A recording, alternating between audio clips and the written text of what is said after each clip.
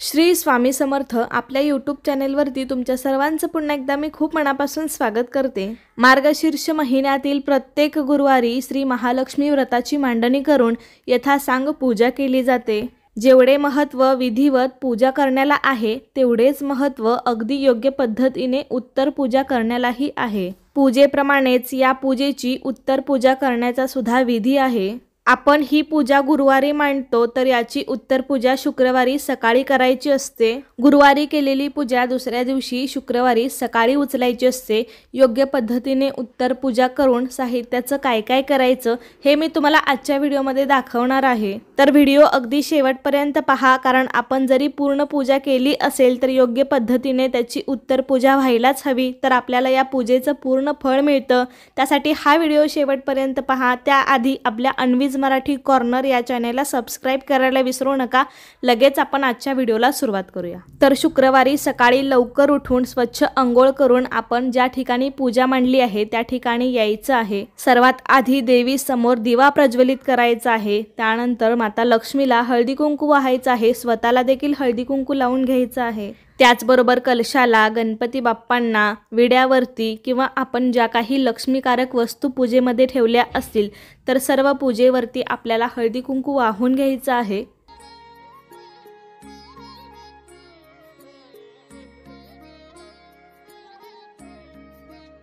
त्यानंतर सर्व पूजेला सर्व देवी देवतांना धूप दीप ओवाळून घ्यायचं आहे।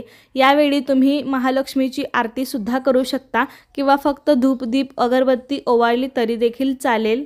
त्यानंतर देवीला नैवेद्य दाखवायचा आहे। या ठिकाणी तुम्ही नैवेद्यासाठी जर खीर किंवा शिरा केला असेल तर त्याचा नैवेद्य दाखवावा, किंवा नसेल तर मग साधी साखर किंवा दूध साखरेचा नैवेद्य दाखवला तरी देखील चालेल। दूध साखर सुद्धा देवीला अतिशय प्रिय आहे, त्यामुळे तुम्ही दूध साखरेचा नैवेद्य दाखवू शकता। त्यानंतर मनोभावे नमस्कार करून देवीला क्षमा याचना करायची आहे की हे व्रत करताना माझ्या हातून काही कळत नकळत चूक झाली असेल तर मला मनापासून क्षमा कर आणि तुझी कृपादृष्टी आमच्यावर आणि आमच्या कुटुंबावर सदैव असू दे अशी प्रार्थना करायची आहे। आणि मग त्यानंतर आपण ही पूजा विसर्जित करणार आहोत।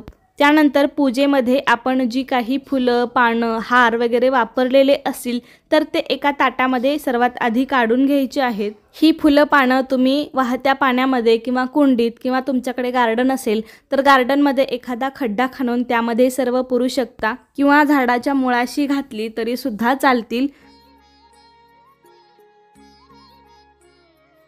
त्यानंतर आपण पूजेमध्ये जी काही फळं ठेवली असतील तर ती आपण घरातल्या सर्वांनीच प्रसाद म्हणून खायची आहेत।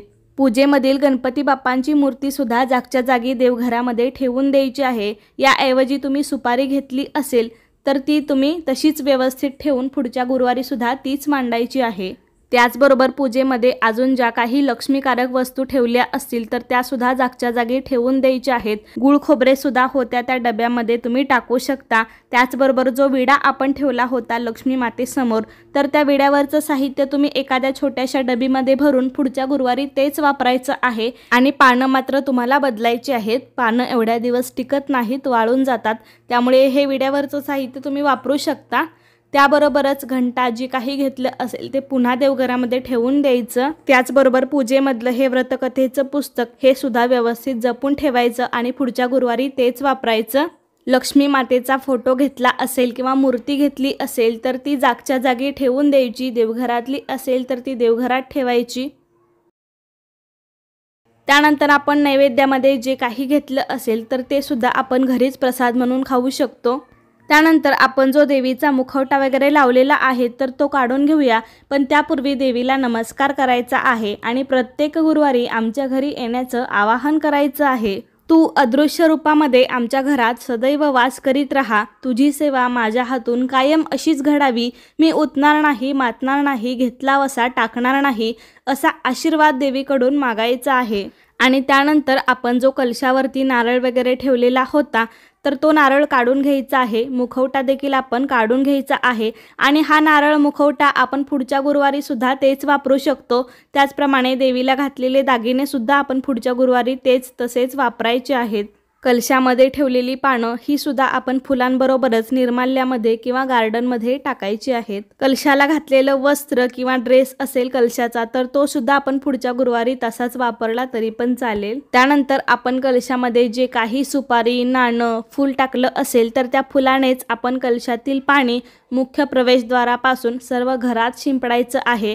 घरातील व्यक्तींच्या अंगावर सुद्धा शिंपडायचं आहे आणि उरलेलं पाणी तुम्ही तुळशीला घालायचं आहे आणि तुळशीला सुद्धा हळदी कुंकू वाहून नमस्कार करायचा आहे आणि कलशातील नाणं आणि सुपारी आपण जपून ठेवायचं आहे आणि पुढच्या गुरुवारी तेच वापरायचं आहे। त्यानंतर कलशाखाली ठेवलेले तांदूळ आपण पुन्हा तेच ठेवून पुढच्या गुरुवारी सुद्धा तेच वापरू शकतो। नसेल तर मग जेवढे हळदी कुंकू वाहिलेलं होतं तेवढेच तांदूळ बाजूला काढून आपण उरलेले तांदूळ आपल्या धान्याच्या डब्यामध्ये सुद्धा टाकू शकतो आणि पुढच्या गुरुवारी त्याच डब्यातील धान्य किंवा तांदूळ सुद्धा पुन्हा कलशाखाली ठेवण्यासाठी घेऊ शकतो। मी हळदी कुंकू टाकलेलं तेवढंच तांदूळ बाजूला काढलं कारण आता हळदी कुंकू आपण बाजारातून विकत आणतो तेव्हा बरेच केमिकल त्यामध्ये मिसळलेले असतात आणि ते आपल्या पोटामध्ये जाऊ शकतात।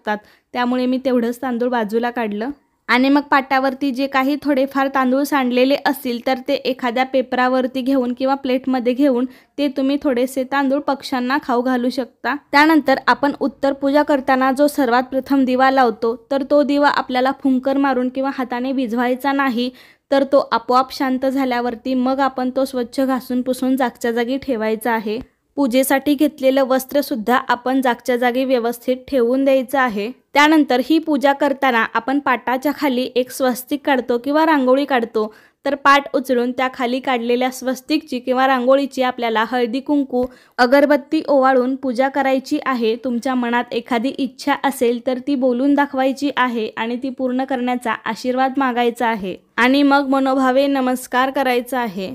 तर अशा रीतीने आजच्या व्हिडिओमध्ये मी तुम्हाला योग्य पद्धतीने उत्तर पूजा कशी करायची आणि साहित्याचं काय करायचं हे मी तुम्हाला सर्व सांगितलेलं आहे। तर कसा वाटला तुम्हाला माझा आजचा व्हिडिओ मला नक्की सांगा। आवडला असेल तर लाईक करा, शेअर करा आणि असे छान छान व्हिडिओज पाहण्यासाठी आपल्या अन्वीज मराठी कॉर्नर या चॅनलला सबस्क्राईब करायला विसरू नका। धन्यवाद।